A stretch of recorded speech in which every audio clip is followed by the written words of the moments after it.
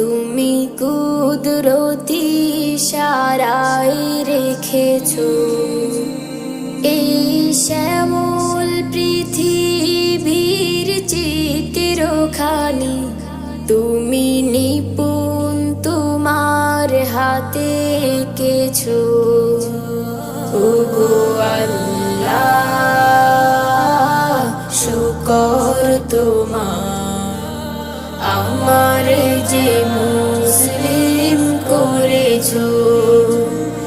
ওগো আল্লাহ, শুকর তোমার, আমার যে মুসলিম করেছো।